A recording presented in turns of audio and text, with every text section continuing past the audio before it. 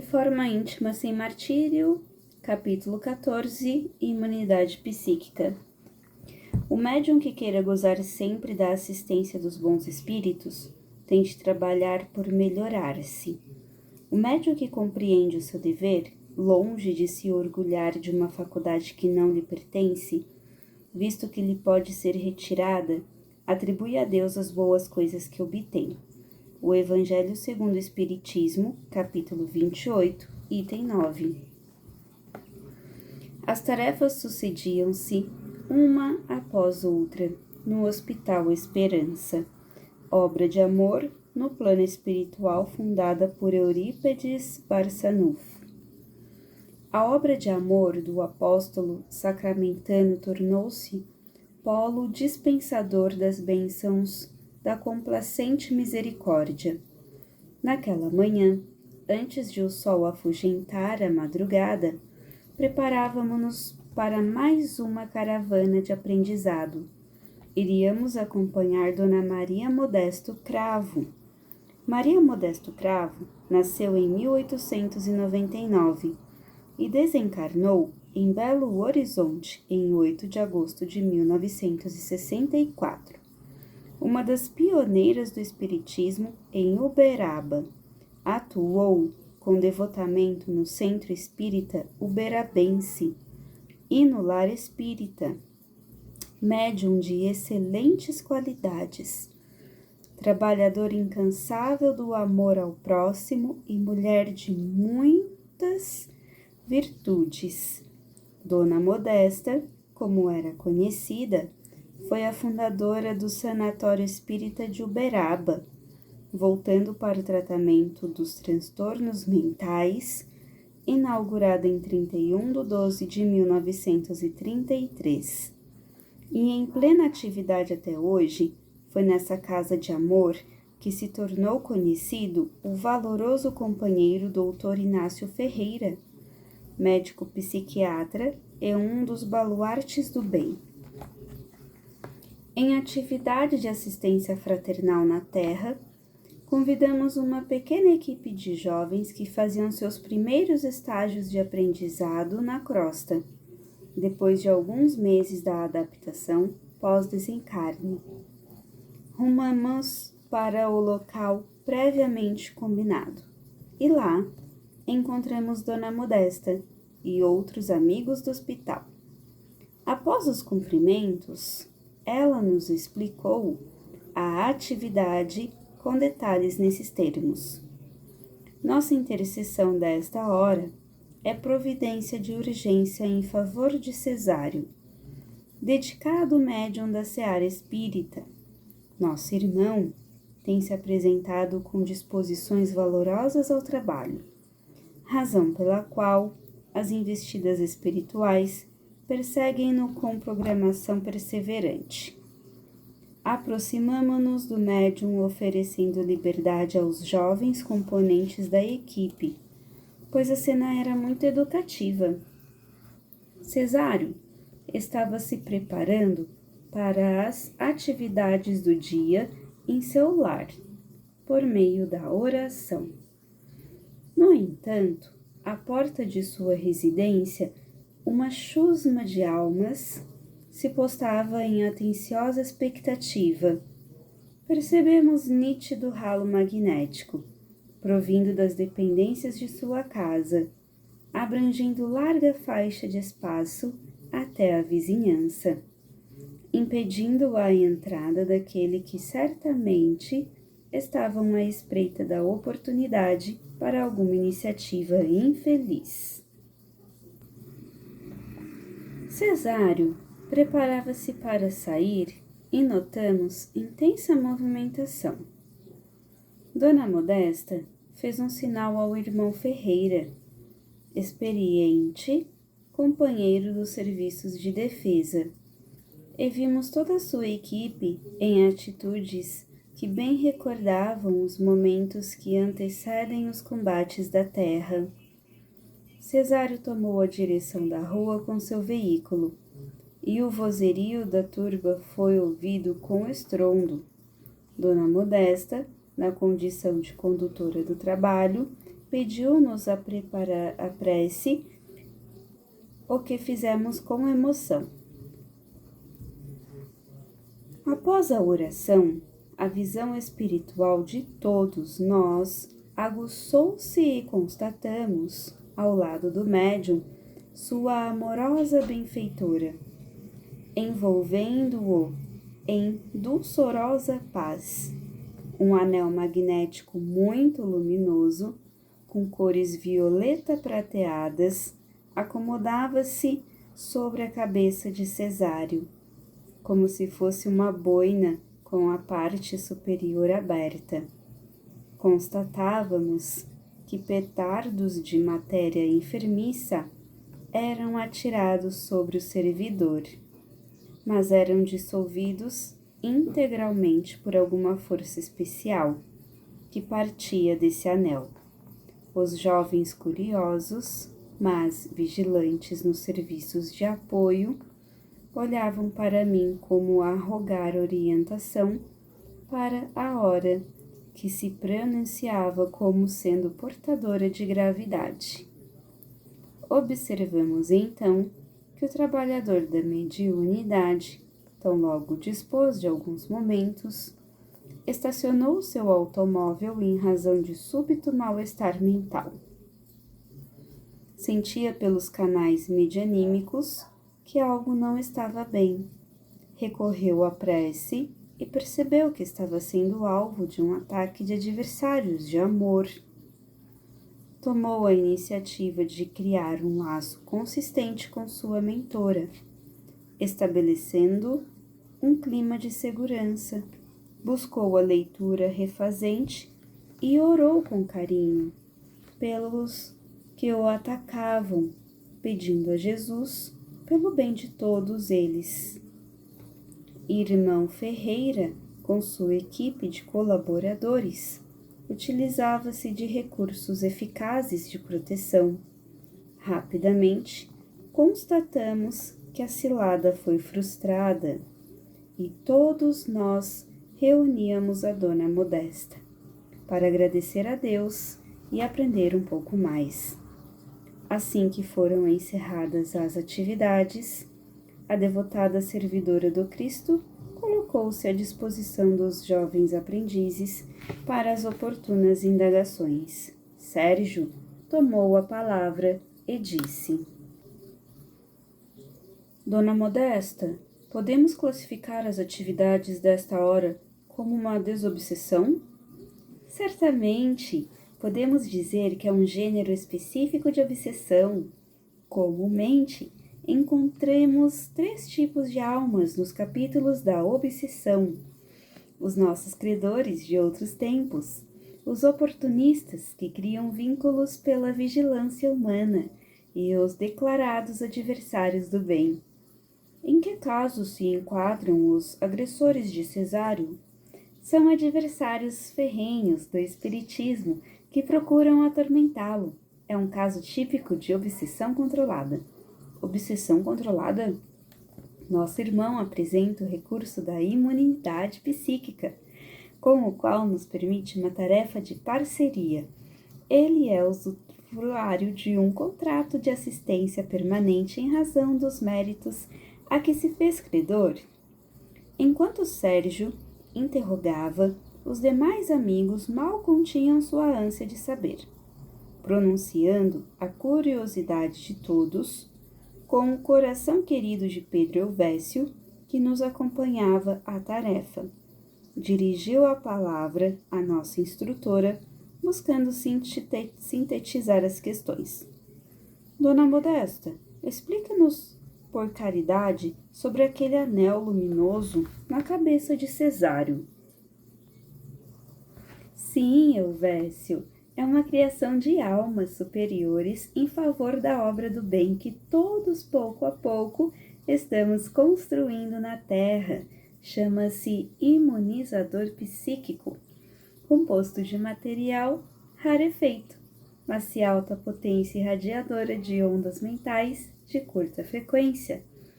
É um aparelho de defesa mental que concede ao médium melhores recursos no desempenho de sua missão.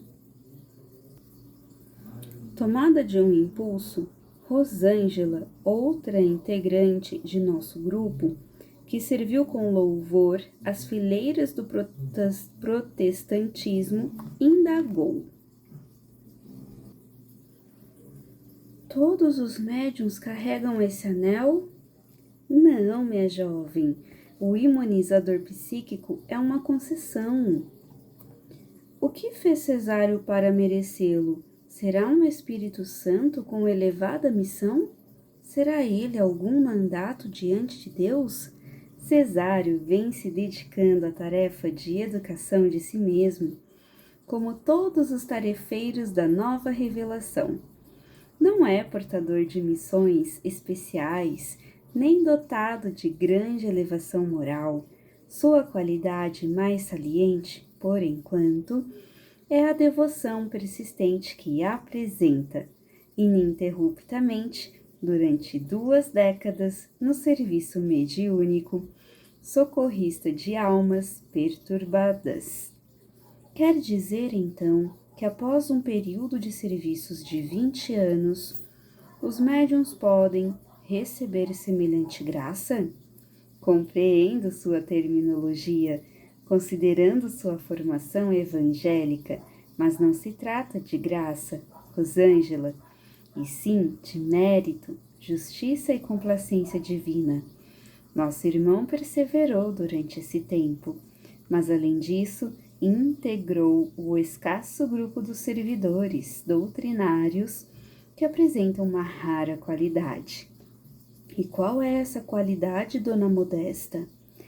Cooperativismo cristão.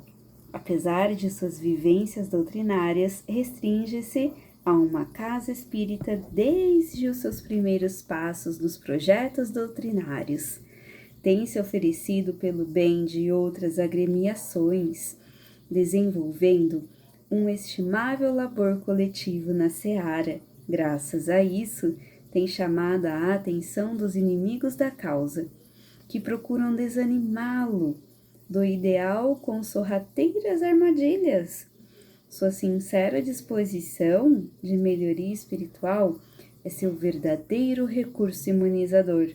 Todavia, algumas almas superiores analisaram o pedido de sua amável mentora, para que lhe fosse prestado esse benefício para alento e estímulo.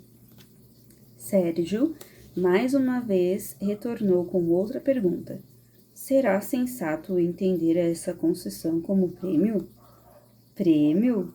Meu filho, a luz do Evangelho significa recurso para trabalhar mais, e nosso companheiro encarnado já entendeu isso.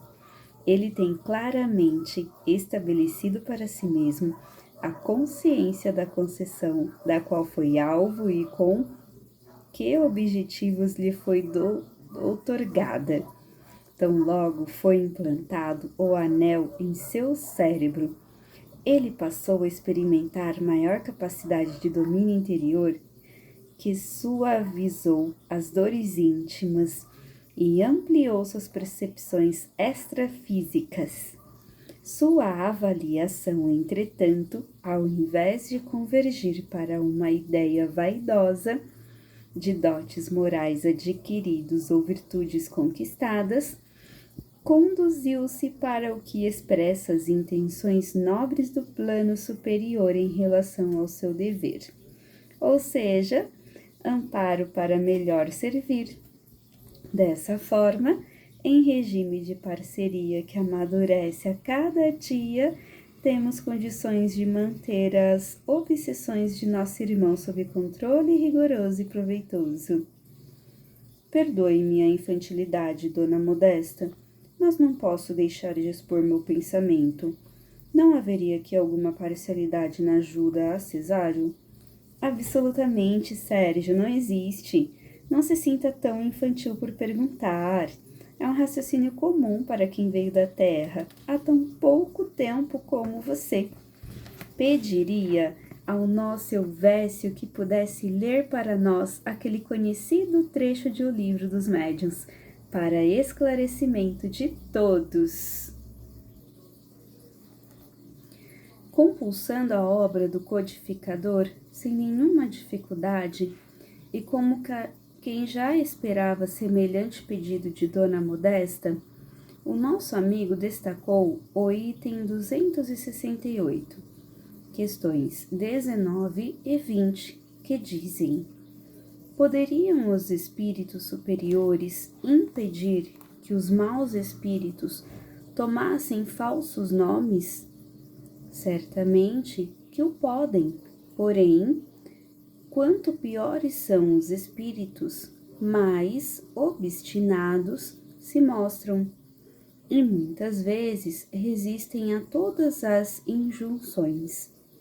Também é preciso saibais que há pessoas pelas quais os espíritos superiores se interessam mais do que outras, e quando eles julgam conveniente, preservam-nas dos ataques da mentira. Contra essas pessoas, os espíritos enganadores nada podem. Qual o motivo de semelhante parcialidade? Não há parcialidade, há justiça. Os bons espíritos se interessam pelos que usam criteriosamente da faculdade de discernir e trabalham seriamente por melhorar-se. Dão a esses suas preferências e os secundam. Pouco, porém, se incomodam com aqueles junto dos quais perdem o tempo em belas palavras. Terminada a leitura, como se nada mais restasse a perguntar, nossa instrutora concluiu com orientações que somente poderiam vir de um coração tão generoso e experiente nas questões da mediunidade. O médium em questão não está isento de sua luta autoeducativa em razão dos anéis defensivos, e sempre tem sido lembrado sobre isso em suas incursões noturnas fora do corpo. Esse artefato de proteção é implantado no corpo sutil entre o cérebro e o cordão perispiritual, junto do centro coronário, mediante uma verdadeira cirurgia que lembra um transplante. E assim como nos transplantes orgânicos, pode haver a rejeição, igualmente no tema em foco. Se nosso irmão não continuar se alimentando dos benefícios do sentimento da fé e do amor, sustento das nobres realizações, poderá ocorrer uma suspensão natural da imunização psíquica. Até agora, entretanto, Cesário vem demonstrando bom proveito relativamente ao alívio mental da sobrecarga de vibrações que lhe são desfechadas, utilizando-se desse empréstimo para investir mais no trabalho do bem. Dia virá, porém, em que suas defesas naturais superarão os recursos defensivos do anel protetor, e ele não mais terá a mesma função. Nessa ocasião, como sempre acontece com outros medianeiros, dentre os poucos que se fazem credores desse tipo de amparo, sua benfeitora, obviamente, lhe oferecerá outros créditos, sempre visando a expansão da luz de todos. Os recursos nesse sentido são infinitos como expressão do amor do Pai. Arrematando sua fala, sempre sincera e bem-humorada, Dona Modesta assim encerrou sua lição. Importante considerar que o anel lhe propicia proteção, inclusive em relação às bombas mentais dos encarnados que não lhes são simpáticos aos esforços no bem coletivo. E não imaginem que seja de fora dos lírios doutrinários a origem dessas forças contrárias. Essa é uma questão que deveria merecer de todos os espíritas encarnados uma investigação mais séria, porque Que temos constatado, as obsessões de homem para homem são mais comuns do que imaginam nossos irmãos encarnados. E sem querer decepcionar ninguém, sou obrigada a concluir que, mesmo clareados com a luz do espiritismo, existe muito espírita obsidiando espírita. Quem sabe, além do gênero que já mencionei, sobre as obsessões controladas, poderíamos classificar mais esse tipo no capítulo das interferências obsessivas, talvez com o título Obsessão Espírita.